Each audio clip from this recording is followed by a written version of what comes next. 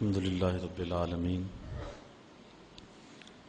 والعاقبۃ للمتقین والصلاة والسلام علی سید الانبیاء والمرسلین قال اللہ تعالی وتبارک فی القرآن المجید والفرقان الحمید بسم اللہ الرحمن الرحیم ان اللہ وملائکتہ یصلون علی النبی یا ایھا الذین آمنوا صلوا علیہ وسلموا تسلیما الصلاۃ والسلام علیک یا رسول اللہ وعلی آلک واصحابک یا محبوب رب العالمین الصلاۃ والسلام علیک یا رسول اللہ وعلی آلک واصحابک یا راحت العاشقین۔ تمام حمد و ثنا، تعریف و توصیف اللہ جل مجدہ الکریم کی ذات بابرکات کے لیے، جو خالق کائنات بھی ہے اور مالک شاشہات بھی۔ اللہ جل وعلا کی حمد و ثنا کے بعد حضور نبی اکرم شفیع امم رسول محتشم نبی مکرم صلی اللہ علیہ وسلم کے حضور ناز میں اپنی عقیدتوں، ارادتوں اور محبتوں کا خراج پیش کرنے کے بعد عالی مرتبت، ذی وقار، معزز، محترم، محتشم سامعین، خواتین و حضرات، السلام علیکم ورحمۃ اللہ وبرکاتہ۔ کتاب رحمت قرآن مجید سے جو آیت نور تلاوت کرنے کا شرف پایا ہے، اس پر کچھ گفتگو آپ کے گوش گزار کروں گا۔ اللہ تعالی میری زبان پر کلمۃ الحق جاری فرمائے۔ اللہ تعالی جل شانہ نے ہمیں بہت سارے کام کرنے کا حکم دیا۔ نماز، روزہ، حج، زکوٰۃ، دیگر اعمال صالحہ بجا لانے کا حکم نامہ مالک کی طرف سے ہمیں پہنچا ہے۔ کچھ امور، کچھ کام ایسے ہیں کہ ہم نہیں کر سکتے، وہ کام مالک خود کرتا ہے۔ پیدا کرنا، رزق باہم پہنچانا، حیات اور ممات، بہت سارے امور مخلوق سے سر انجام نہیں ہو سکتے، اور کچھ کام ایسے کہ جو اللہ کی شان کے لائق نہیں۔ ہمیں سجدے کا حکم دیا گیا، لیکن وہ سجدے سے پاک ہے اس لیے کہ وہ خود مسجود ہے۔ ہمیں دیگر اعمال کا حکم دیا گیا، لیکن وہ اعمال وہ خود نہیں بچا لاتا، چونکہ وہ اعمال اس کے لیے کیے جاتے ہیں۔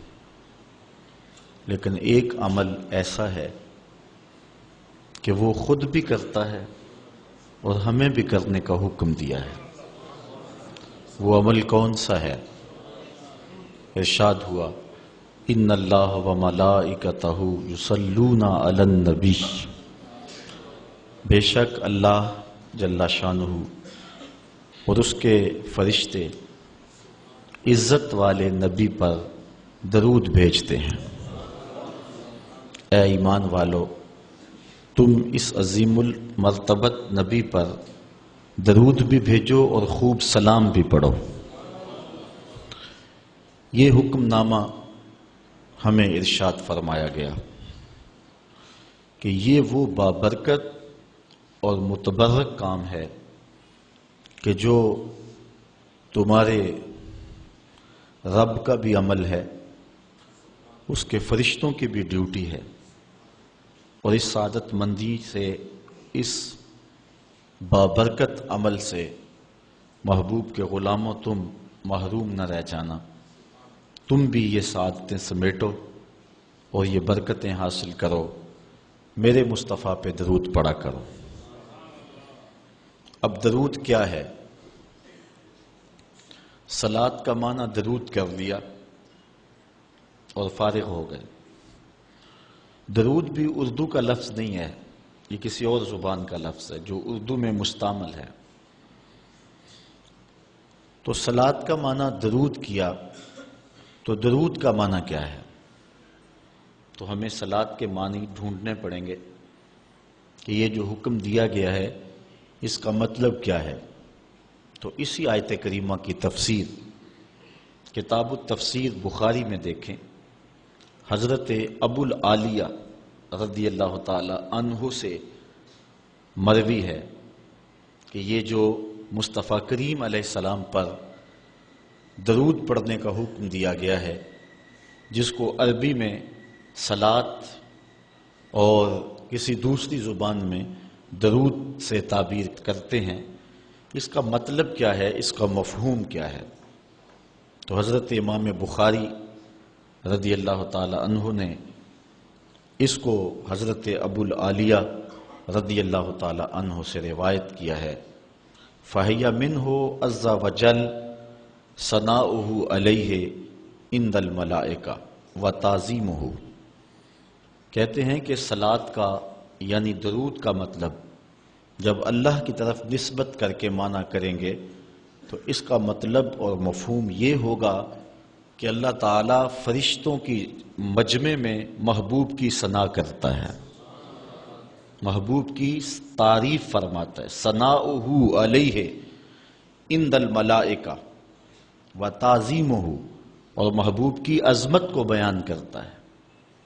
تو ہر وہ عمل جس سے حضور علیہ السلام کی عظمت کو بیان کرنا مقصود ہو، ہر وہ کام جس سے حضور کی ثنا کرنا مقصود ہو، یہ صلاۃ کے درود کے زمرے میں آئے گا۔ حضرت علامہ محمود آلوسی شکری بغدادی علیہ رحمہ تفسیر روح المعانی میں صلاۃ کا مفہوم بیان کرتے ہوئے ارشاد کرتے ہیں، وَتَعْظِيمُهُ إِيَّاهُ فِي الدُّنْيَا بِإِعْلَاءِ ذِكْرِهِ وَإِظْهَارِ دِينِهِ وَإِبْقَاءِ الْعَمَلِ بِشَرِيعَتِهِ وَفِي الْآخِرَةِ بِتَشْفِيعِهِ فِي أُمَّتِهِ، کہتے ہیں اس کا مفہوم یہ ہے کہ دنیا کے اندر حضور علیہ السلام کی عظمت کو بیان کیا جائے اس انداز سے کہ حضور کے ذکر کو بلند کیا جائے اور حضور کے دین کے ظہور و غلبے کے لیے کوشش کی جائے، وَإِبْقَاءِ الْعَمَلِ بِشَرِيعَتِهِ، اور حضور کی شریعت پر عمل کا دوام کیا جائے، وَفِي الْآخِرَةِ بِتَشْفِيعِهِ فِي أُمَّتِهِ، اور آخرت کے اندر اس کا مفہوم یہ ہے کہ حضور علیہ السلام شفاعت کے بازو کھولیں گے اور امت کو بخشوا لیں گے۔ یہ مفہوم حضرت علامہ محمود آلوسی بغدادی علیہ رحمہ بیان فرماتے ہیں۔ پہلا مفہوم میں نے حدیث سے بیان کیا، دوسرا مفسر کی رائے ہے، تیسرا لغت کا امام اس آیت کریمہ کی تشریح کیا کرتا ہے۔ حضرت ابن منظور افریقی علیہ رحمہ لسان العرب میں، جو کہ لغت کی معتبر کتاب ہے، صلاۃ کے مفہوم میں لکھتے ہیں، فَمَانَاهُ، اس کا معنی یہ ہے، عَظِّمْهُ فِي الدُّنْيَا، جب ہم اللہ کی بارگاہ میں عرض کرتے ہیں اللہم صلی علی سیدنا محمد، تو اس کا مفہوم کیا، اس کا معنی کیا بنتا ہے؟ تو فرماتے ہیں فَمَانَاهُ، اس کا معنی یہ ہے، عَظِّمْهُ فِي الدُّنْيَا، اے اللہ دنیا کے اندر محبوب کی عظمت کو اور بلند کر دے۔ کیسے بلند کر دے؟ بے اعلاء ذکر ہی، کہ محبوب کے ذکر کو علو اور مرتبت اور شان و شوکت عطا کر دے، وَإِظْهَارِ دَعْوَتِهِ، اور حضور کی دعوت کو پھیلا دے اور پوری دنیا پہ غالب کر دے، وَإِبْقَاءِ شَرِيعَتِهِ، اور حضور کی شریعت کو دوام بخش دے، وَفِي الْآخِرَةِ بِتَشْفِيعِهِ فِي أُمَّتِهِ، اور آخرت کے اندر اس کا وہی مفہوم جو علامہ آلوسی بغدادی نے کیا کہ حضور علیہ السلام کو جو حق شفاعت دیا جائے گا، اس کے لیے اللہ سے دعا مانگنا۔ اور حضور نے خود ارشاد فرمایا کہ میرے لیے وسیلے کی دعا مانگو۔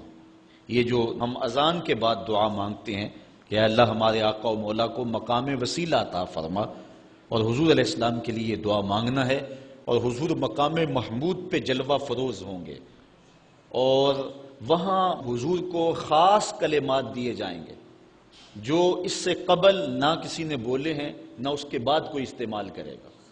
وہ حضور کو القاء کیے جائیں گے اور ان خاص لفظوں سے حضور اللہ کی تعریف فرمائیں گے، اللہ کی حمد بولیں گے، اور اس حمد کے صلے میں اللہ تعالیٰ محبوب سے فرمائے گا محبوب مانگتا ہے جو میں تجھے عطا کرتا ہوں۔ تو حضور کیا مانگیں گے؟ خود فرمایا کہ ہر نبی کو اللہ نے دعا کا کوٹا دیا ہے، اس نے وہ دعا دنیا پر ہی مانگ لی، لیکن میں نے اپنی دعا کو آخرت کے لیے بچا کے رکھا ہے، اور وہ کیا ہے کہ میں گناہ گاروں کی شفاعت کے لیے اللہ کے حضور عرض کروں گا۔ یہاں امام اہل محبت امام احمد رضا خان فاضل بریلوی کا انداز دیکھیے، پیش حق مجدہ شفاعت کا سناتے جائیں گے، آپ روتے جائیں گے ہم کو ہنساتے جائیں گے، وسعتیں دی ہیں خدا نے دامن محبوب کو، جرم کھلتے جائیں گے اور وہ چھپاتے جائیں گے۔ جب دامن شفاعت کھولیں گے تو بڑے بڑے گناہ گار اس شفاعت کی پناہ میں آ جائیں گے، بلکہ شفاعت کا جب دامن کھلے گا تو نیکوکار بھی گناہ گاروں کی صفوں میں شامل ہونے کی کوشش کریں گے کہ ہم حضور کی شفاعت کے حقدار بن جائیں۔ وہ کسی نے کسی موقع پہ اپنے ذوق میں اور اپنی لے میں پڑھا کہ وہ اپنا مقدمہ کیسے ہار سکتا ہے جس کے حضور وکیل ہوں، تو لوگوں نے داد دی، میں بھی اس مجمع میں بیٹھا تھا، بہت پرانی بات ہے، تو میں نے اس زمانے میں اس کو ٹوک دیا، روک دیا، میں نے کہا نہ یوں نہ کہو، حضور ہمارے وکیل ہیں، لیکن وکیل نگہبان کے معنی میں، لیکن تم بات مقدمے کی کر رہے ہو، مقدمے والے وکیل ایڈوکیٹ کے معنی میں نہیں ہے، چونکہ جو وکیل ہوتا ہے وہ جج کو کہتا ہے صاحب میرے موکل نے یہ جرم نہیں کیا لہٰذا چھوڑ دیں، اگر جرم ثابت ہو جائے تو پھر سزا پکی ہوتی ہے، تو جو وکیل ہوتا ہے وہ یہ ثابت کرتا ہے کہ میرے موکل نے جرم نہیں کیا لہٰذا چھوڑا جائے۔ حضور ہمارے وکیل نہیں ہیں، ہمارے شفیع ہیں۔ وکیل کہتا ہے جرم نہیں کیا چھوڑ دے، اور شفیع کہتا ہے سب کچھ کیا ہے میرا آنا دیکھ لے۔ حضور وکالت نہیں فرمائیں گے، حضور شفاعت فرمائیں گے، اور حضور کی شفاعت سے بڑے بڑے گناہ گاروں کو نجات ملے گی۔ شفاعتی لأہل الکبائر من امتی، حضور فرماتے ہیں کہ میں امت کے بڑے بڑے گناہ گاروں کی سفارش کروں گا۔ تو یہ حضور علیہ السلام کو حق دیا جائے گا آخرت کے میدان میں، اور آقا کریم علیہ السلام سجدے میں سر رکھیں گے۔ بخاری شریف میں حدیث شفاعت اٹھائیں، ایک بار نہیں 4 بار سر رکھیں گے، اور ہر بار رب کہے گا کہ مالک سر انور تو اٹھاؤ، جو کہو وہ مان لیں گے، جس کی سفارش کرو گے وہ قبول کر لیں گے، اور پھر حضور سفارش کرتے چلے جائیں گے اور امت کو بخشواتے چلے جائیں گے۔ فرمایا اوتیت الشفاعہ، مجھے شفاعت دی گئی، اور ہر نبی کو ایک دعوی مستجابہ قبول ہونے والی دعا زندگی میں عطا کی گئی، دعا کا خصوصی کوٹا دیا گیا، ہر نبی نے وہ دعا کا حق دنیا پہ استعمال کر لیا، لیکن فرمایا کہ غلاموں میں نے وہ دعا تمہارے لیے بچا کے رکھی ہوئی ہے۔ یہاں فاقے کاٹ لے، تکلیفیں کاٹ لی، دکھ برداشت کر لیے، اذیتیں تکلیفیں کیا کچھ نہیں تھا جو حضور علیہ السلام نے برداشت نہیں کیا، لیکن وہ شفاعت کے لیے حضور قیامت کے دن بازو رحمت کھولیں گے تو پھر گناہ گاروں کی نجات کی ضمانت ہوگی۔ تو حضرت علامہ ابن منظور افریقی علیہ رحمہ فرماتے ہیں کہ یہ مفہوم ہے صلاۃ کا۔ جب درود کی نسبت اللہ تعالیٰ کی طرف ہو تو اس کا مفہوم ہوتا ہے نزول رحمت، اللہ تعالیٰ جل شانہ اپنے محبوب پر مزید رحمتوں کا نزول فرماتا ہے، جس سے حضور کے درجے بلند ہوتے ہیں اور حضور کی عظمت میں اور اضافے ہوتے ہیں۔ اور جب فرشتوں کی طرف نسبت کی جائے تو فرشتوں کی طرف نسبت بھی دعا کے معنی میں ہے، اور جب ہم اللہ کی بارگاہ میں یہ دعا مانگتے ہیں کہ اے اللہ اس پیارے محبوب علیہ السلام پر رحمت نازل فرما، تو یہ اللہ کی بارگاہ میں گزارش ہوتی ہے۔ اسی لیے علماء نے کہا کہ درود ایک ایسا وظیفہ ہے جو کسی صورت میں رد نہیں ہوتا۔ چونکہ ہم یہ کہتے ہیں اے اللہ اپنے پیارے نبی پر رحمت نازل فرما، وہ تو پہلے ہی فرما رہا ہے، تو ہم کہیں یا اللہ اپنے نبی پہ رحمت نازل فرما، تو کیا اللہ فرمائے گا کہ میں نہیں فرماتا؟ اس لیے یہ ہو ہی نہیں سکتا۔ علماء کہتے ہیں کہ جو درود ہے وہ بہر صورت قبول ہوتا ہے۔ اس لیے حضرت عمر رضی اللہ تعالیٰ عنہ فرماتے ہیں کہ دعا کو درود کے ساتھ جوڑ لو، درود تو قبول ہونا ہی ہونا ہے، تمہاری دعا بھی قبول ہو جائے گی۔ چونکہ اللہ تعالیٰ جل شانہ کی یہ شان نہیں ہے کہ بعض کو قبول کر لے اور بعض کو ترک کر دے۔ ہماری فقہ کا بھی مسئلہ ہے، اگر آپ نے کسی سے سودا لیا ہے، اس میں کوئی ردی چیز آ گئی اور کچھ صحیح آ گئی ہے، اب یہ نہیں آپ کر سکتے کہ جو صحیح ہے وہ رکھ لیں اور ردی واپس کر دیں، یا تو وہ صحیح کے ساتھ ردی بھی قبول کرنا پڑے گی اور یا پھر جو ہے وہ صحیح بھی واپس کرنا پڑے گی۔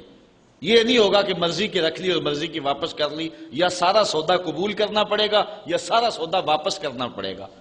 تو اللہ تعالیٰ جل شانہ کے حضور جب درود کے ساتھ دعا مانگی جائے تو پھر اللہ تعالیٰ جل شانہ اس دعا کو چھانٹ کے الگ نہیں کرتا کہ میں نے یہ نہیں قبول کرنی، درود کے ساتھ جو مانگی ہوئی دعا ہے اللہ وہ بھی مستجاب فرما لیتا ہے، وہ بھی قبول فرما لیتا ہے۔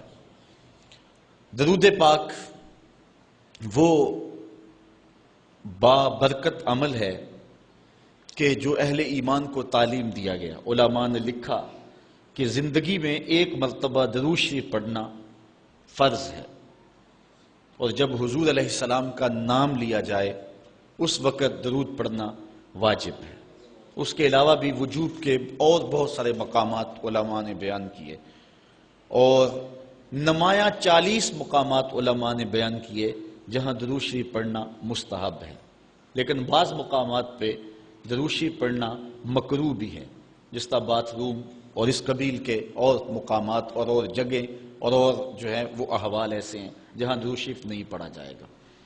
باقی درود شریف وہ بابرکت وظیفہ ہے، وہ مقبول بارگاہ عمل ہے کہ جس کو جتنی بار مرضی پڑھو، ایک تو طبیعت میں اکتاہٹ نہیں ہوتی، انسان تھکتا نہیں، اور دوسرا اس عمل کی برکتیں اتنی ہیں، اس کا ثواب اتنا ہے کہ حضور نبی رحمت صلی اللہ علیہ وسلم کا فرمان حضرت ابو ہریرہ رضی اللہ تعالی عنہ سے سماعت کر لیجئے کہ حضور علیہ السلام نے ارشاد فرمایا من صلی علیہ صلاۃ واحدۃ صلی اللہ علیہ عشرا، جو میرے اوپر ایک مرتبہ درود پڑھتا ہے اللہ تعالیٰ اس پہ 10 رحمتوں کا نزول فرماتا۔ یہ اس بابرکت وظیفے کا نتیجہ ہے جو بندہ مومن کو نصیب کر دیا جاتا ہے۔ دوسری روایت حضرت انس بن مالک رضی اللہ تعالی عنہ سے مروی ہے ان النبی صلی اللہ علیہ وسلم قال من ذکرت عنده فلیصلی علی ومن صلی علی مرۃ صلی اللہ علیہ بہا عشرا۔ حضور نے فرمایا کہ جس شخص کے سامنے میرا ذکر کیا جائے اس کو میرے پہ درود پڑھنا چاہیے، اس لیے کہ جس نے میرے اوپر ایک مرتبہ درود پڑھا اللہ تعالیٰ اس پہ 10 رحمتیں نازل فرماتا ہے۔ علماء نے ایک بڑی خوبصورت بات لکھی، وہ کہتے ہیں کہ اصل درود پڑھ کر کے اپنے لیے رحمتیں طلب کرنا ہوتا ہے رب سے، چونکہ مصطفیٰ کریم علیہ السلام ہمارے درود کے محتاج، بندہ کہ میں درود پڑھ رہا ہوں، جب ہم نہیں تھے اس وقت بھی مصطفیٰ پہ درود پڑھا جا رہا تھا، جب کائنات کو خلق وجود بھی نہیں دیا گیا تھا مصطفیٰ پہ درود اس وقت بھی پڑھا جا رہا تھا۔ تو یہ ہم اپنی سعادت مندی حاصل کرتے ہیں۔ اس کی مثال یہ ہے کہ جو مانگنے والے ہیں وہ 2 طرح کے ہوتے ہیں۔ سورۃ الفاتحہ کی تفسیر میں میں نے مختصر بات آپ کے سامنے اس عنوان سے رکھی تھی۔ ایک وہ ہیں کہ جو ڈائریکٹ دروازے کو دستک دے کے صاحب خانہ سے مانگتے ہیں، صاحب خانہ اپنی توفیق کے مطابق اس کو دے نہ دے اس کی مرضی۔ اور مانگنے والوں کا ایک اور طریقہ ہوتا ہے کہ وہ مانگتے نہیں، کسی شخص کے دروازے پہ کھڑے ہو کے اس کو دعائیں دینے لگتے ہیں، تیرے بچوں کی خیر، تیرے والدین کی خیر، جہاں دادے پر دادے سے شروع ہوتے ہیں اور نیچے نسل تک آتے ہیں، تو وہ جب دعائیں مانگ رہے ہوتے ہیں تیرے خاندان کی، تیری جد کی خیر، تو گھر والا سمجھتا ہے جو ہمیں دعائیں دے رہا ہے اصل خود خالی جھولی لے کر آیا ہے، یہ کچھ مانگنا چاہتا ہے۔ تو کوئی شخص اللہ کی بارگاہ سے مانگنا چاہے، اللہ تو اولاد سے پاک ہے، تو اس کے محبوب کی خیر مانگو، اللہ تعالیٰ ایک بار خیر مانگو گے 10 رحمتیں جھولی میں ڈال دے گا۔ تو یہ مانگنے کا ایک مہذب طریقہ ہے جو اہل ایمان مانگتے ہیں۔ اس لیے اگر سارے وظیفے چھوڑ کے صرف درود پڑھا جائے تو یہ کیسا عمل ہے۔ حضرت ابی بن کعب رضی اللہ تعالیٰ عنہ سے مروی روایت ابھی آ رہی ہے، آپ دیکھیں گے کہ یہ کتنا بابرکت وظیفہ ہے جس کی تعلیم حضور ارشاد فرما رہے ہیں۔ حضور علیہ السلام کا ایک اور فرمان سنیے جس کو امام طبرانی نے اپنی موجم میں روایت کیا ہے۔ حضور نے ارشاد فرمایا من صلی علیہ صلاۃ واحدۃ صلی اللہ علیہ عشرا، جو میرے اوپر ایک مرتبہ درود پڑھتا ہے رب تعالیٰ اس پر 10 رحمتیں نازل کرتا ہے۔ ومن صلی علیہ عشرا صلی اللہ علیہ مئۃ، اور جو میرے اوپر 10 مرتبہ درود پڑھتا ہے اللہ تعالیٰ اس پہ 100 رحمتیں نازل فرماتا ہے۔ ومن صلی علیہ مئۃ کتب اللہ بین عینیہ براۃ من النفاق وبراۃ من النار، اور جو شخص میرے اوپر 100 مرتبہ درود پڑھتا ہے اس کی 2 آنکھوں کے درمیان لکھ دیا جاتا ہے یہ بندہ منافق بھی نہیں ہے دوزخی بھی نہیں ہے، یہ نہ منافق ہے اور نہ دوزخی ہے، نفاق سے اور دوزخ سے بری لکھ دیا جاتا ہے۔ وَأَسْكَنَهُ اللَّهُ يَوْمَ الْقِيَامَةِ مَعَ الشُّهَدَاءِ، اور اللہ تعالیٰ جل شانہ قیامت کے دن جس مرتبے پر شہداء کو ٹھہرائے گا اسی مقام پہ درود پڑھنے والوں کو ٹھہرائے گا۔ یہ ثواب ہے اس شخص کے لیے کہ جو حضور پر کثرت کے ساتھ درود پڑھتا ہے۔ حضرت عبد الرحمن بن عوف رضی اللہ تعالی عنہ سے ایک روایت سنیے، فرماتے ہیں یہ عشرہ مبشرہ سے ہیں، جلیل القدر صحابی ہیں، اور صحابہ میں سب سے زیادہ امیر صحابی بھی یہی ہیں۔ 1,44,000 صحابہ میں سب سے امیر ترین صحابی حضرت عبد الرحمن ابن عوف رضی اللہ تعالی عنہ ہیں۔ آپ فرماتے ہیں کہ خرج رسول اللہ صلی اللہ علیہ وسلم فاتبعته حتى دخل نخلا فسجد فاطال السجود حتى خفت او خشیت ان يكون الله قد توفاه او قبضه۔ کہتے ہیں ایک دن حضور گھر سے باہر تشریف فرما ہوئے، مسجد نبوی سے نکلے تو میں بھی حضور کے پیچھے پیچھے چل پڑا، حضور علیہ السلام کے تتبع میں، حضور کی اتباع میں میں بھی حضور کے پیچھے چل پڑا۔ حتی داخل نخلا، یہاں تک کہ کھجوروں کے ایک باغ میں حضور تشریف فرما ہو گئے، میں بھی اس باغ میں حضور کے پیچھے چلا۔ میں نے کیا دیکھا؟ فسجدہ، حضور نے سجدہ فرمایا، فاطال السجود، اور سجدہ اتنا لمبا تھا، حتی خفت او خشیت ان یکون اللہ قد توفی او قبضہ، مجھے ڈر لگا کہ حضور علیہ السلام کا وصال ہو گیا، کہ حضور نے سر انور رکھا سجدے میں پھر اٹھا ہی نہیں رہے تھے، تو میں ڈرا اس بات سے کہ کہیں حضور کا وصال نہ ہو گیا ہو، حضور علیہ السلام اس دار فانی سے کوچ نہ کر گئے ہوں۔ تو کہتے ہیں کہ قال فجئت انظر فرفع راسہ، میں دیکھ ہی رہا تھا کہ اچانک حضور نے سر انور اٹھا لیا۔ فقال مالک یا عبد الرحمن، تو میرا رنگ اڑا ہوا تھا، میری طبیعت کے اوپر ایک عجیب کیفیت تھی، حضور نے سر اٹھایا اور مجھے اس حالت میں دیکھا، کہا کہ اے عبد الرحمن تجھے کیا ہو گیا؟ میں نے کہا فذکرت ذالک لہ، جو مجھے ہوا تھا میں نے وہ بتا دیا، میں تو ڈر گیا تھا، چونکہ صحابہ کی زندگی ہی تو حضور کے نام سے تھی، اور آقا کریم کی زندگی کے ساتھ اور حضور کی حیات کے ساتھ ہی تو وہ جیتے تھے بلکہ اڑتے تھے، اور صحابہ رضوان اللہ علیہ مجمعین کے لیے سب سے مشکل وقت حضور علیہ السلام کی وفات کا وقت تھا، ان سے برداشت نہیں ہوتا تھا۔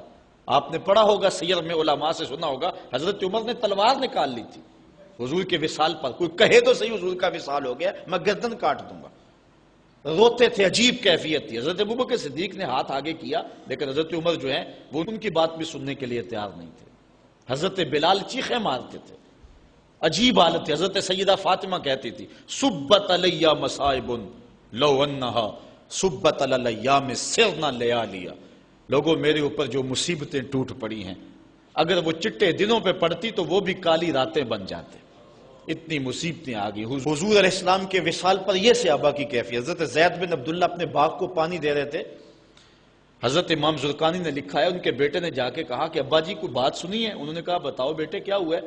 کہا حضور کا وصال ہو گیا۔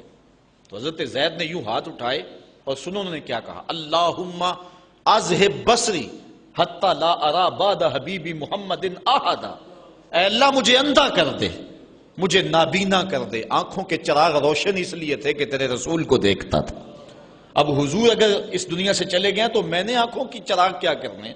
تو اللہ تعالیٰ نے ان کی دعا قبول فرما لی اور وہ فوراً نابینا ہو گئے۔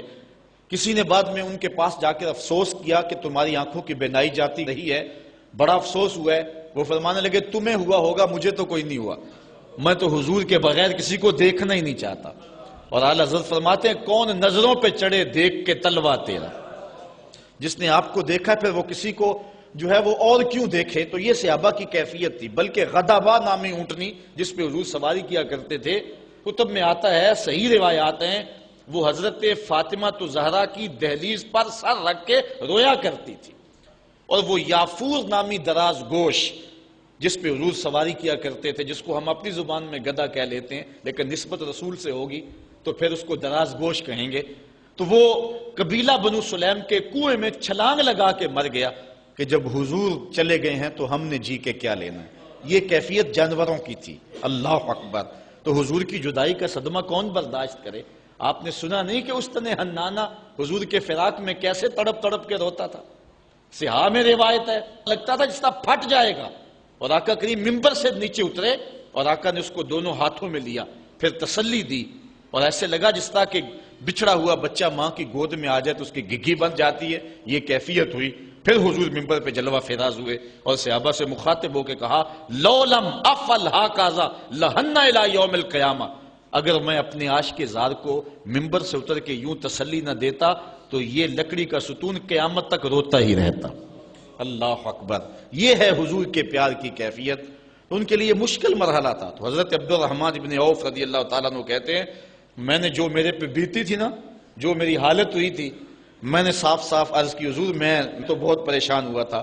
تو حضور نے فرمایا فقالا ان جبرائیل علیہ السلام قال لی، سنو کہ جبریل امین میرے پاس آئے اور انہوں نے مجھے آ کے کہا الا ابشرک ان اللہ عز وجل یقول، کہ حضور میں آپ کو بشارت نہ دوں کہ رب کیا کہتا ہے؟ وہ یہ کہتا ہے من صلی علیک صلیت علیہ ومن سلم علیک سلمت علیہ۔ ذرا دیکھیے لفظ، حضور فرماتے ہیں میں کیوں سجدے میں گیا تھا؟ سنو اے عبد الرحمن ابن عوف واقعہ کیا ہوا، میں اتنا لمبا سجدہ کیوں کیا؟ کہا میرے پاس جبریل آئے اور جبریل نے مجھے رب کا سندیسہ دیا، پیغام دیا کہ محبوب آپ کا رب کہتا ہے کہ آپ کا جو امتی آپ پہ درود پڑے گا میں رب ہو کے اس پہ درود پڑھوں گا، اور جو آپ کا امتی آپ کو سلام کہے گا میں رب ہو کے اس کو سلام کروں گا۔ تو حضور فرماتے ہیں فسجدت للہ شکرا، تو پھر میں سجدہ نہ کرتا، پھر میں شکر کا سجدہ نہ کرتا اور میرا سجدہ لمبا نہ ہوتا کہ اتنا کرم ہوا کہ میرا اگر غلام مجھ پہ درود بھیجے تو رب اس پہ درود بھیجتا ہے۔ اللہ اکبر۔ یہ کرم نوازیاں اس شخص پر کہ جو حضور نبی رحمت صلی اللہ علیہ وسلم پر درود بھیجتا ہے۔ آئیے حضرت عبداللہ ابن مسعود رضی اللہ تعالی عنہ سے ایک روایت سنتے ہیں۔ کہتے ہیں کہ ان للہ ملائکۃ سیاحین یبلغون عن امتی السلام، اللہ کے کچھ فرشتے ہیں جن کی ڈیوٹی یہ ہے وہ دھرتی پر گھومتے ہیں، پوری دنیا پہ چکر لگاتے ہیں، اور کرتے کیا ہیں؟ جہاں جہاں بھی کوئی شخص میرے اوپر سلام بھیجے تو وہ اس امتی کا سلام میرے تک پہنچاتے ہیں کہ حضور آپ کے فلاں امتی نے آپ تک جو ہے وہ سلام بھیجا ہے۔ اور دوسری روایت حضرت حسن رضی اللہ تعالیٰ عنہ اپنے باپ حضرت علی المرتضیٰ سے روایت کرتے ہیں کہ حضور علیہ السلام نے ارشاد فرمایا حیث ما کنتم فصلوا علیہ فإن صلاتکم تبلغنی، فرمایا علی جہاں بھی رہو میرے اوپر سلام پڑھا کرو، تمہارا سلام مجھے پہنچتا ہے۔ جہاں بھی رہو میرے اوپر سلام پڑھنے کو، عمل کو نہ چھوڑنا۔ قیامت کے دن حضور علیہ السلام کی سب سے زیادہ قربت کس شخص کو نصیب ہوگی؟ تو وہ روایت ہے حضرت عبداللہ ابن مسعود رضی اللہ تعالی عنہ سے کہ حضور نے فرمایا ان اول الناس بی یوم القیامہ اکثرہم علی صلاۃ، قیامت کے دن میرا سب سے زیادہ قریبی شخص وہ ہوگا کہ جو میرے اوپر کثرت کے ساتھ درود پڑا کرتا ہے۔ حضرت ابی بن کعب رضی اللہ تعالیٰ عنہ کی وہی روایت جو میں نے جس کا اشارہ دیا، روایت کرتے ہیں کان رسول اللہ صلی اللہ علیہ وسلم اذا ذهب ربع اللیل قام فقال یا ایھا الناس اذکروا اللہ جاءت الراجفہ تتبع الرادفہ جاء الموت بما فیہ جاء الموت بما فیہ۔ کہتے ہیں کہ حضور علیہ الصلوۃ والسلام جب رات کا چوتھائی حصہ باقی رہ گیا تو آقا کریم علیہ السلام نے لوگوں کو بیدار کیا، لوگوں کو جگایا کہ اٹھو اللہ کا ذکر کرو، قیامت آنے والی ہے، موت آنے والی ہے۔ حضور نے صحابہ کو بیدار کیا۔ قال ابی بن کعب رضی اللہ تعالیٰ عنہ، حضرت ابی بن کعب رضی اللہ تعالیٰ عنہ فرماتے ہیں یہ جلیل القدر سے صحابی ہیں اور حضور علیہ الصلوۃ والسلام ان سے قرآن سنا کرتے تھے، بلکہ ایک دن حضور گزر رہے تھے، حضرت ابی بن کعب رضی اللہ تعالیٰ عنہ تلاوت کر رہے تھے، حضور رک کے سننے لگے۔ اگلے دن ملاقات ہوئی تو فرمایا ابی میں گزر رہا تھا، تو تلاوت کر رہا تھا اور میں سنتا رہا۔ تو حضرت ابی نے کہا حضور اگر مجھے پتہ چل جاتا نا کہ آپ سن رہے ہیں تو میں اور سوار کے پڑھتا۔ محدثین شارحین لکھتے ہیں کسی کے دکھلاوے کے لیے قرآن سوار کے پڑھنا ریاکاری ہے، لیکن اگر حضور کے دکھلاوے کے لیے پڑھا جائے یہ ریاکاری نہیں ہے، یہ عین دین ہے۔ تو حضرت ابی بن کعب رضی اللہ تعالی عنہ کہتے ہیں کہ میں نے حضور کی خدمت میں عرض کی فقلت، تو میں نے عرض کی یا رسول اللہ صلی اللہ علیہ وسلم میں آپ پر بہت زیادہ درود شریف پڑھتا ہوں، فکم اجعل لک من صلاتی، تو مجھے بتا دیں کہ میں آپ پہ کتنا وقت درود پڑھا کروں۔ قال ما شئت، کہا جتنا تو پڑھ سکتا ہے، جتنا تیرے پاس وقت ہے، جتنی تیری مرضی ہے، میں کوئی مقرر نہیں کرتا۔ قال قلت، تو میں نے کہا الربع، میں چوتھا حصہ درود پڑھا کروں گا، باقی 3 حصے باقی وظیفے کر لیا کروں گا۔ قال ما شئت، حضور نے فرمایا تیری مرضی، وَإِن زِدْتَ فَهُوَ خَيْرٌ لَكَ، لیکن اگر درود زیادہ پڑھے نا تو تیرے لیے ہوگا بہتر۔ ویسے تو اگر چوتھا حصہ پڑھے، باقی 3 حصے باقی وظیفے پڑھ لے، لیکن اگر ایسا کرے تو تیرے لیے بہتر ہوگا، زیادہ اگر پڑھ لے۔ قال کہتے ہیں فقل، تو میں نے کہا فثلثین، میں 2/3 پڑھ لیا کروں گا۔ قال ما شئت، فرمایا جس طرح تیری مرضی، فَإِن زِدْتَ فَهُوَ خَيْرٌ لَكَ، لیکن اگر تو درود کو زیادہ کر لے تو یہ تیرے لیے بہتر ہوگا۔ قلت النصف، میں نے عرض کی حضور میں آدھا وقت درود پڑھ لیا کروں گا، باقی آدھا وقت دیگر وظائف پڑھ لیا کروں گا۔ قلت، جب میں نے یہ بات کہی تو حضور نے فرمایا ما شئت، جو تیری مرضی، جو تیرے دل میں آئے، وَإِن زِدْتَ فَهُوَ خَيْرٌ لَكَ، لیکن اگر تو درود کو اور زیادہ کر دے تو تیرے لیے ہے بہتر۔ کہتے ہیں کہ میں نے عرض کی اجعل لک صلاتی کلھا، حضور پھر میں سارا وقت درود ہی پڑھ لیا کروں گا، میں سارا وقت درود ہی پڑھ لیا کروں گا۔ تو آقا کریم نے فرمایا پھر تجھے دنیا کی تکلیفیں بھی نہیں پہنچیں گی اور آخرت میں بھی تجھے نجات مل جائے گی، کیونکہ انسان وظیفہ 2 مقاصد کے لیے کرتا ہے، میری دنیا کے معاملہ ٹھیک ہو جائیں کچھ وظائف اس لیے پڑھتا ہے، یا پھر میری آخرت ٹھیک ہو جائے اس لیے وظائف پڑھتا ہے، 2 ہی غرضیں ہوتی ہیں وظائف پڑھنے سے۔ لیکن حضور نے فرمایا اگر تو سارا وقت درود پڑھتا رہے تو پھر تیری دنیا بھی ٹھیک ہو جائے گی، تیری آخرت بھی ٹھیک ہو جائے گی، تیرے سارے معاملے ٹھیک ہو جائیں گے۔ اللہ اکبر۔ اور حضور علیہ السلام کا یہ ایک اور فرمان سنیے جس کو حضرت انس رضی اللہ تعالیٰ عنہ روایت کرتے ہیں۔ حضور علیہ السلام نے ارشاد فرمایا من صلی علیہ فی یوم 1000 مرہ لم یمت حتی یرا مقعدہ من الجنہ، جو ایک دن میں 1000 مرتبہ میرے اوپر درود پڑے وہ اتنی دیر تک مرے گا نہیں جب تک جنت میں اپنا ٹھکانہ نہیں دیکھ لیتا۔ یہ اللہ تعالیٰ اس کو خاص نور نصیب فرمائے گا۔ اور آئیے سنیے حضور علیہ السلام کیا ارشاد فرما رہے ہیں۔ حضرت ابو درداء رضی اللہ تعالی عنہ سے روایت ہے، امام ابن ماجہ نے اپنی سند سے اس کو روایت کیا ہے۔ قال قال رسول اللہ صلی اللہ علیہ وسلم اکثروا علی من الصلاۃ کل یوم الجمعہ فإنہ مشہود تشہدہ الملائکہ حضور نے فرمایا کہ ہر جمعے کے دن میرے اوپر کثرت کے ساتھ درود پڑھا کرو، چونکہ یہ یوم مشہود ہے، اس دن فرشتے حاضر ہوتے ہیں، تو جمعے کے دن کثرت کے ساتھ باقی دنوں کی نسبت میرے اوپر درود پڑھا کرو۔ تو وَإِنَّ أَحَدًا لَن يُصَلِّيَ عَلَيَّ إِلَّا أُرِدَتْ عَلَيَّ صَلَاتُهُ حَتَّى يَفْرُغَ مِنْهَا، اس لیے کہ تم میں سے جو کوئی میرے اوپر درود پڑھتا ہے جب تک فارغ نہیں ہو جاتا اس کا درود جو ہے وہ میرے اوپر پہنچا دیا جاتا ہے۔ کالا، تو حضرت ابو درداء کہتے ہیں قل، تو میں نے کہا وبعد الموت، حضور جب آپ اس دنیا سے چلے جائیں تو کیا اس کے بعد بھی یہ وظیفہ اور یہ عمل جاری رکھیں؟ حضرت ابو درداء رضی اللہ تعالی عنہ نے جو ہے یہ وضاحت حضور سے پوچھی، اور یہ بھی بڑے جلیل القدر صحابی ہیں، بلکہ صحابہ میں سے انتہائی متقی اور پرہیزگار صحابی ہیں۔ بلکہ حضرت ابو درداء کے بارے میں آتا ہے کہ فجر کی نماز پڑھ کے جلدی چلے جاتے تھے۔ ایک دن حضور نے روک کر کے کہا ابو درداء کاہے کی جلدی ہوتی ہے کہ رکتے بھی نہیں، بہت جلدی چلے جاتے ہو؟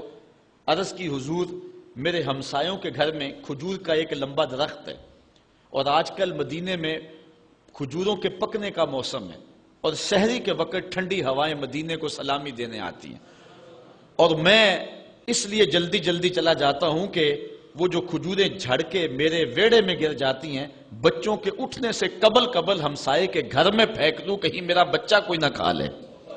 اور ہماری سڑک سے گنے کی ٹرالی گزر کے تو دیکھے، یہ دیکھیے حضور علیہ السلام کے صحابی کا عمل اور ان کی زندگی کے معمولات۔ یہ ہے حضرت ابو درداء رضی اللہ تعالیٰ عنہ، کہتے ہیں میں نے حضور سے کہا حضور جب آپ اس دنیا سے چلے جائیں گے تو کیا پھر بھی درود آپ کو بھیجیں اور پھر بھی آپ پر پہنچتا رہے گا؟ تو سنو حضور نے کیا کہا۔ حضور نے فرمایا ان اللہ حرم علی الارض ان تاکل اجساد الانبیاء علیہم الصلاۃ والسلام، اللہ تعالیٰ نے مٹی پر حرام کر دیا ہے کہ وہ نبیوں کے جسموں کو کھائے۔ نبی قبروں میں زندہ ہوتے ہیں اور ان کو رزق بھی دیا جاتا۔ حضرت ابن ماجہ نے یہ روایت بے اسناد جید، اچھی سند کے ساتھ اس کو روایت کیا ہے، بلکہ حضور نبی رحمت صلی اللہ علیہ وسلم نے ارشاد فرمایا کہ جب کوئی شخص میرے اوپر درود پڑھتا ہے تو اللہ تعالیٰ جل شانہ میری روح میرے بدن میں لٹا دیتا ہے، حتیٰ کہ میں اس کے سلام کا جواب دیتا ہوں۔ وہ کیا کسی نے کہا، شعر تو سادہ سا ہے لیکن اس حدیث کا ترجمہ ہے۔ وہ کسی شاعر نے کہا تھا کہ درود پڑھنے سے ثواب ملتا ہے اور سلام پڑھنے سے جواب ملتا ہے۔ اگر کوئی شخص حضور کی بارگاہ میں سلام پیش کرے تو اس کا جواب ملتا ہے، اور اہل حق حضور علیہ السلام کی بارگاہ میں اس سلام کو محسوس کرتے ہیں۔ حضرت امام مالک نے یہ بات کہی کہ اگر کوئی شخص حضور کے روضے پہ جائے، باقی ائمہ کہتے ہیں کہ وہ کہے کہ میں حضور کے روضے کی زیارت کر کے آیا ہوں، لیکن امام مالک کہتے ہیں کہ یہ نہ کہے میں حضور کے روضے کی زیارت کر کے آیا ہوں، بلکہ یہ کہے میں حضور کی زیارت کر کے آیا ہوں، کیونکہ حضور علیہ السلام کو جس نے حضور کے روضے کو دیکھا، حضور نے فرمایا وہ ایسے ہی ہے جس نے میری زندگی میں اس نے مجھے دیکھا۔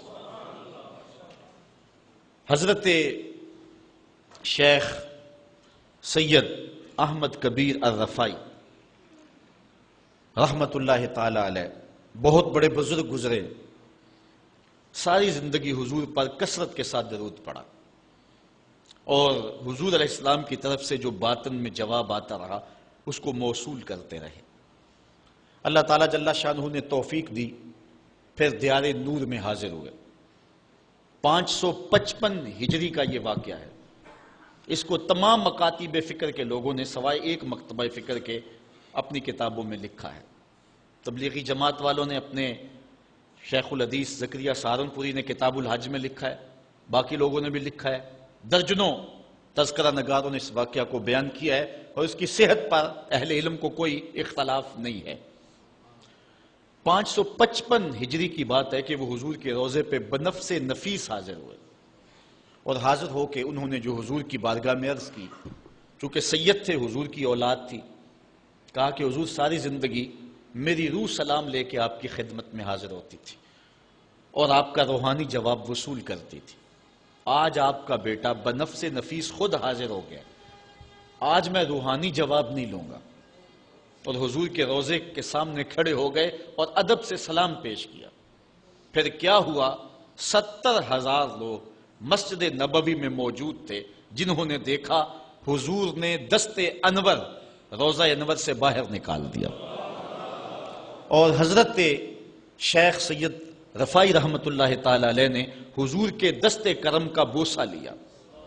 حضرت غوث اعظم شیخ عبد القادر جیلانی علیہ رحمہ فرماتے ہیں اتفاق سے اس دن میں بھی موجود تھا، اور کہتے ہیں کہ حضرت امام رفاعی کے صدقے سے حضور کے دست اقدس کی زیارت میں نے بھی کر لی۔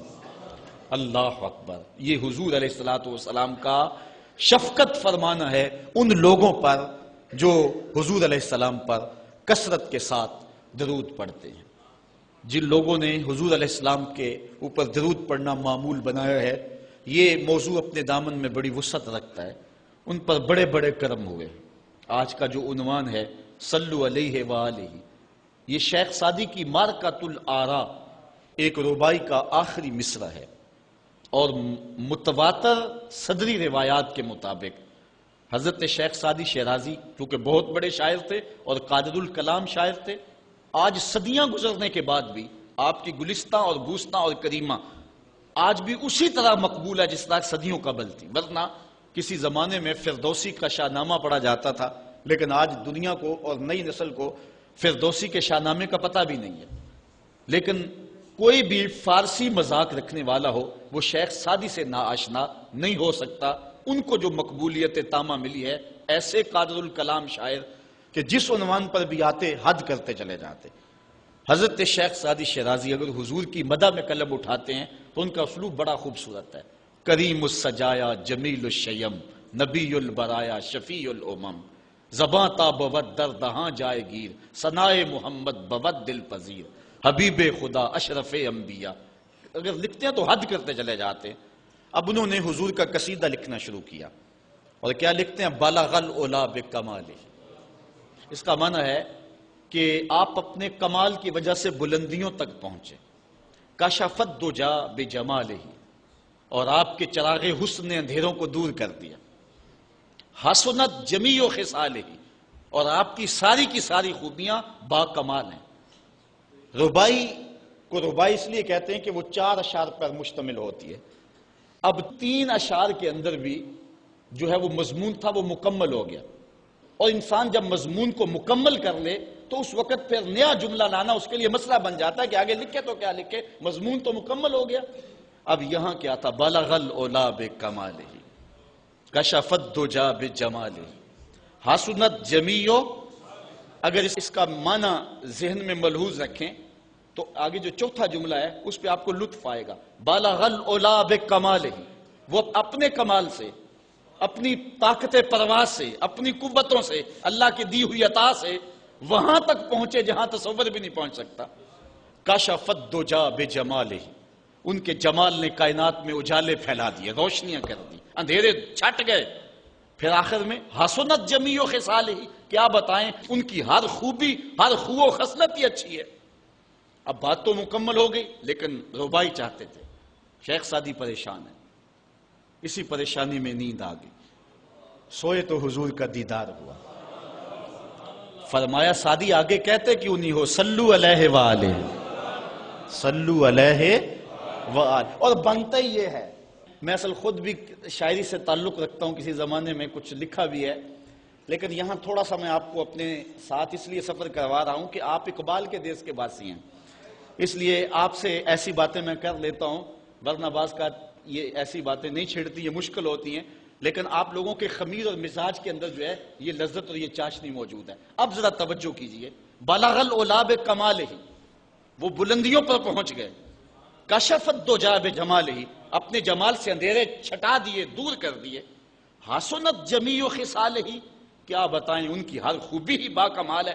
تو جب ہر خوبی با کمال ہے تو پھر جی نہیں چاہتا کہ پڑھو صلو علیہ وآلہ، یعنی پھر دل اچھلتا ہے، روح پکارتی ہے، جو اتنی خوبیوں کا منبع و مصدر ہے، اتنے کمالات کا جامع ہے، جس کے دم سے اندھیرے چھٹ گئے، جس کے دم سے کائنات میں اجالے پھیل گئے، تو پھر کیوں جی نہیں چاہتا کہ اس نبی پر درود پڑھا جائے؟ صلو علیہ وآلہ، آؤ اس نبی پہ درود پڑھو، اس نبی پہ سلام پڑھو، اس نبی پہ بھی درود پڑھو، اس کی آل پہ بھی درود پڑھو۔ بلغ العلا بکمالہ، کشف الدجی بجمالہ، حسنت جمیع خصالہ، صلو علیہ وآلہ۔ میں درود شریف کے عنوان سے اپنی گفتگو کو ختم کروں اور امام بوصیری کا ذکر نہ کروں تو یہ ناانصافی ہوگی۔ حضرت امام بوصیری فالج زدہ ہیں، ساری زندگی بادشاہوں کے قصیدے لکھے ہیں، ساری زندگی بادشاہوں کی کہانیاں بیان کی ہیں، ان سے اعزازات پائے ہیں، تکریمات پائی ہیں، لیکن عمر کا آخری حصہ آیا، جسم فالج زدہ ہو گیا، سارے چھوڑ گئے۔ تنہائی، بیماری اور غربت، یہ تین چیزیں اگر اکٹھی ہو جائیں تو ان کو کاٹنا بڑی قیامت ہوتی ہے۔ تنہائی، غربت اور بیماری، یہ تینوں اکٹھی آ گئی حضرت امام بوصیری پہ۔ صحت مند کے سارے گاہک ہوتے ہیں، بیمار پڑ گئے تو کوئی پوچھتا ہی نہیں ہے۔ ایک دن خیال آیا، ساری زندگی شہنشاہوں کے قصیدے لکھے، آج اس کا قصیدہ نہ لکھوں جو کائنات کا دولہ ہے۔ اللہ اکبر، قلم پکڑا، پھر حضور کا قصیدہ لکھا۔ یہ قصیدہ بردہ شریف مکمل کیا۔ رات ہوئی، حضرت امام بوصیری سوئے، آقا کریم علیہ السلام تشریف لائے، اور یہ بات ذہن میں رکھیں، حضور نے ارشاد فرمایا، من رآنی فی المنام فقد رآنی فإن الشیطان لا یتمثل بی۔ یہ ابن ماجہ میں 6 طرق سے روایت مروی ہے، ویسے بخاری دیگر کتابوں میں بھی ہے، لیکن ابن ماجہ حجم کے اعتبار سے چھوٹی کتاب ہے، اس میں بھی 6 مرتبہ یہ روایت ہے، باقیوں میں تو بہت مرتبہ یہ روایت آئی ہے۔ ابن ماجہ میں 6 طرق سے یہ روایت ہے۔ حضور نے فرمایا، جس نے مجھے خواب میں دیکھا اس نے مجھے ہی دیکھا۔ شیطان خواب میں آ کر بھی میری مثل ہونے کا دعویٰ نہیں کر سکتا۔ اچھا، دوسری بات، جس نے حضور کو دیکھا اس نے حضور کو دیکھا، اور جس نے حضور کو دیکھا حضور اس کے خواب میں قصد، ارادے اور مرضی سے آئے۔ میں کسی کے خواب میں جاؤں، آپ کسی کے خواب میں آئیں، نہ آپ کو پتا ہوتا ہے نہ مجھے پتا ہوتا، مجلس سجی ہے، میں گفتگو کر رہا ہوں، اٹھ کے آپ چلے جائیں گے، جا کے سو جائیں، میں خواب میں دوبارہ گفتگو کرتا ہوا پایا جاؤں، مجھے آپ اٹھ کے فون کرے، جناب آج خواب میں آئے تھے، تو مجھے تو نہیں پتا ہوگا، یا آپ کو میں دیکھ لوں دوبارہ تو آپ کو علم نہیں ہوگا۔ لیکن حضور جس کے خواب میں جائیں قصد، ارادے اور مرضی سے جاتے ہیں۔ تیسری بات، خواب میں کسی کو کچھ کوئی دے تو وہ محض خواب ہوتا ہے۔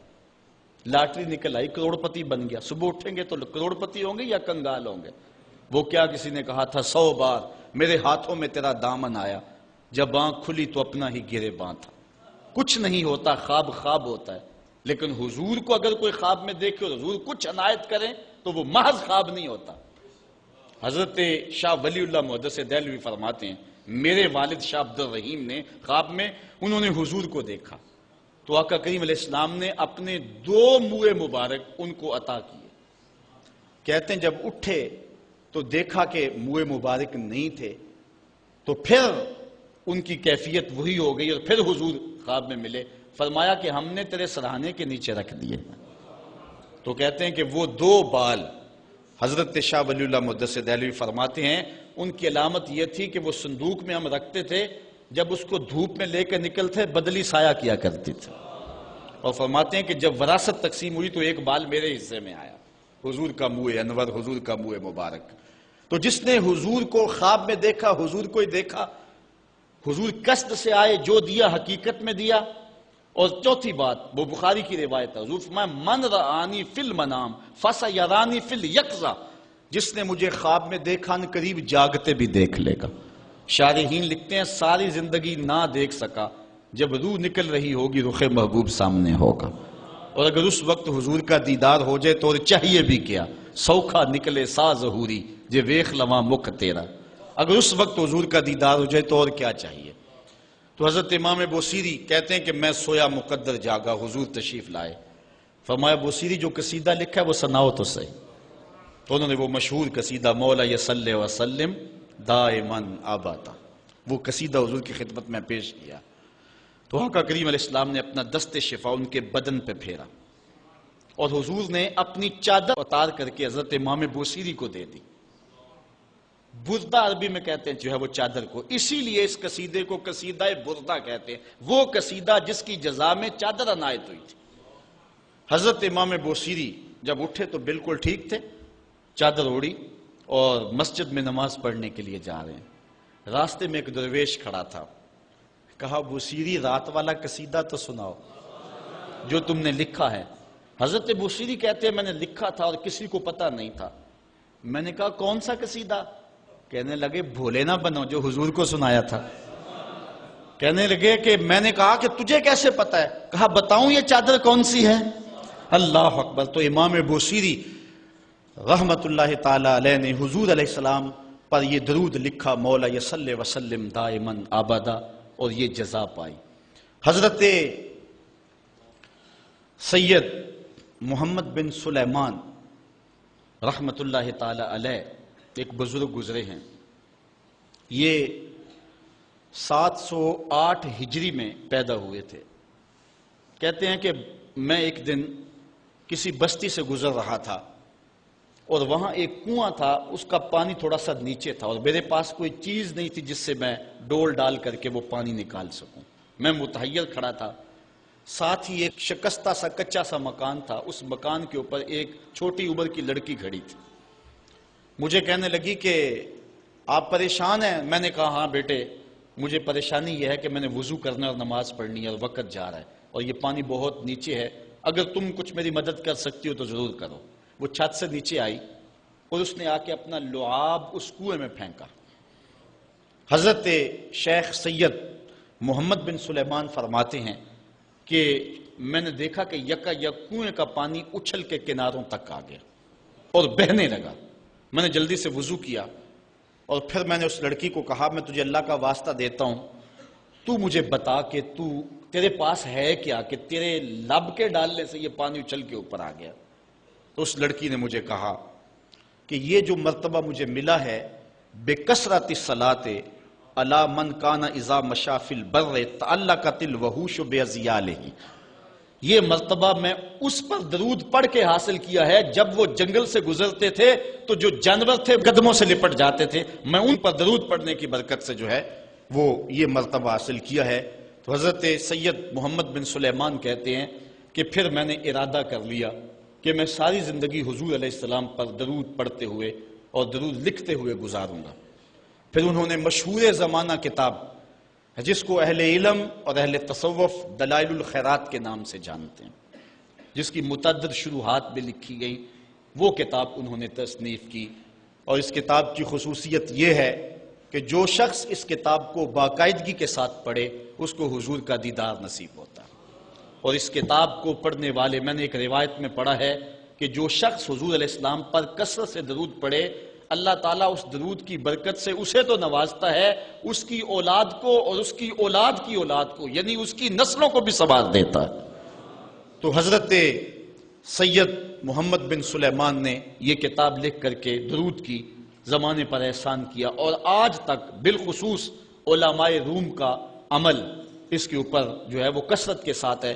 لیکن یہاں بھی جو ہے وہ ہمارے بر صغیر پاک و ہند میں بھی دلائل الخیرات پر لوگوں کے بہت زیادہ عمل ہے۔ میرے والد گرامی اللہ ان کی قبر پہ کروڑوں رحمت نازل فرمائے، انہوں نے 37 سال تک بلا ناغہ دلائل الخیرات کا وظیفہ کیا ہے، اور یہ جو کچھ بھی ہے وہ کیا کسی نے کہا تھا میں جو کچھ بھی ہوں ان کی توجہ کا روپ ہوں، میری زندگی تیرے پیار کا انعام ہی تو ہے۔ تو یہ سارا فیضان یہ دروش شریف کا فیضان ہے جو دروس قرآن کی صورت میں آپ دیکھ رہے ہیں۔ حضرت سید محمد بن سلیمان رحمت اللہ تعالی علیہ کا پھر انتقال ہو گیا اور سوس نامی ایک بستی کے اندر ان کو دفن کر دیا گیا۔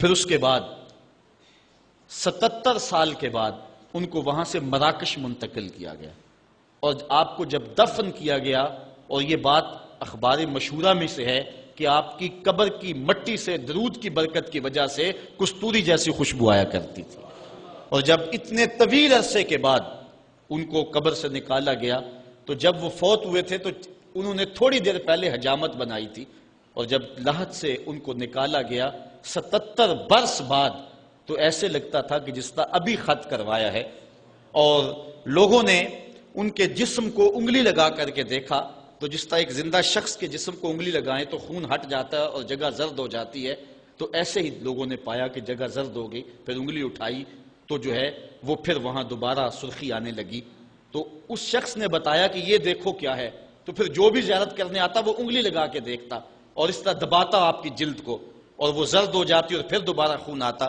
تو پھر ان کی زیارت بند کر دی گئی اور وہاں سوس سے اٹھا کر کے ان کو مراکش کے اندر دفن کیا گیا۔